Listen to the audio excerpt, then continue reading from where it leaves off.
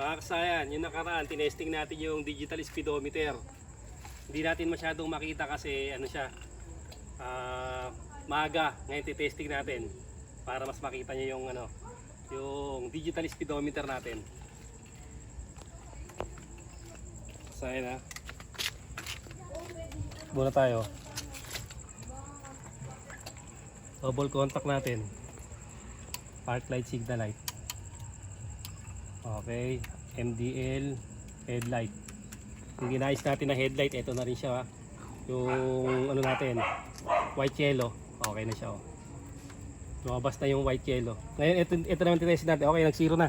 Tara, sakay na. Tsaka sa'yo, ito tututukan mo digital speedometer. Ito na to.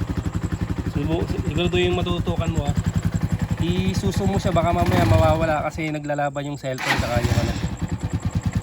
yung ilaw na digital at saka yung makikita. Kaya tingnan mo mabuti yan kung nawawala. Kahit hawakan mo dalawang kamay para hindi siya masyadong magulo. Tutok ka sa digital speedometer.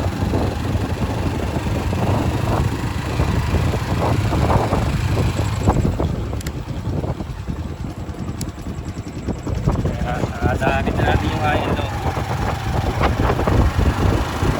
Supo, kahit isong mo siya para hindi siya magkakita-kita. Naka-stand pa pala tayo. MDL natin, high na MDL natin. Low.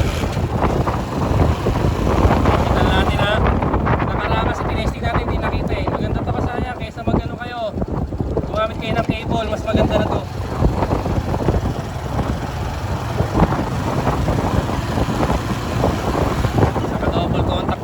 Natin Rusi Macho 175. Kita natin ang digital speedometer. Uy, nawala.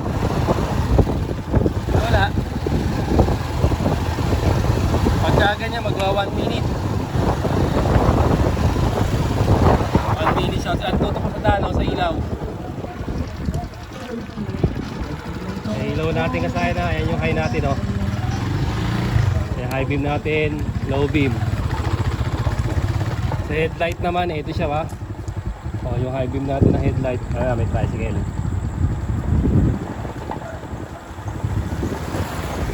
High beam natin, ayan, mataas. Low beam, yellow. MDL natin, ayan siya. MDL natin. Try lang tayo. Tapos tuto ka sa mamaya. Pag nasa highway tayo, tuto ka sa speedometer natin.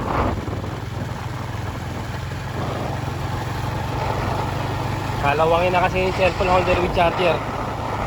Pagka nagasgas yan, hindi na rin maglolo ko yan.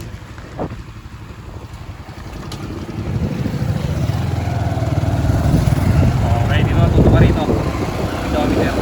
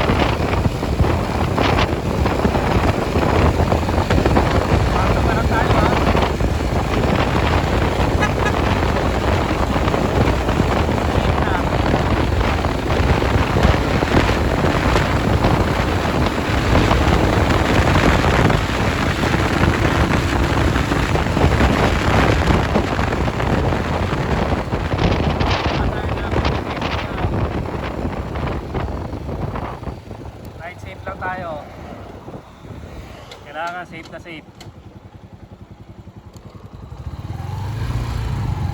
Konti-konti lang. Yan. Okay.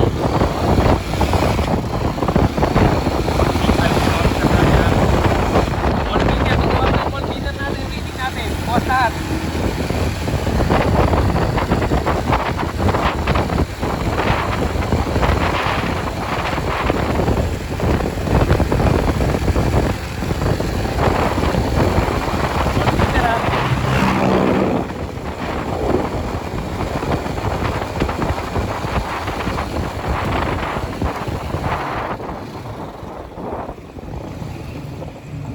baba ka muna.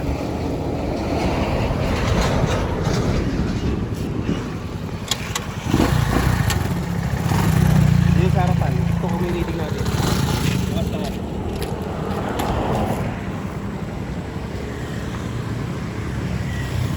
Part plate signal ay tayo. Then sa kasaya, bukas yung headlight natin ha. Bukas yung headlight. Ito ko, hindi ko nila makita yung iba. Sabit mo. Headlight, FTL, tapos yung double contact natin ha. Bukas. Tapos, hazard tayo. O dito hazard, dito may reading.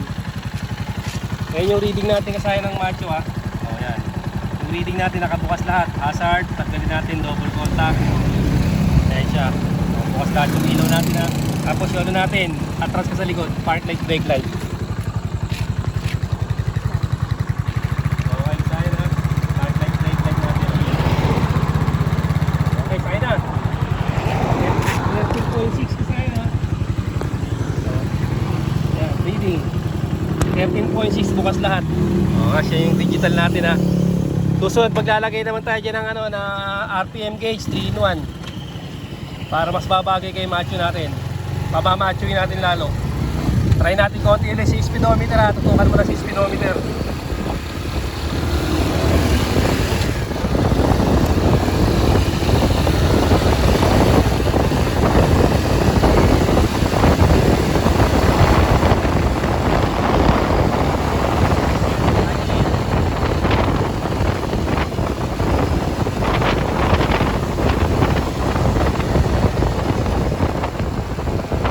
Hanggang dito lang mga aksayan.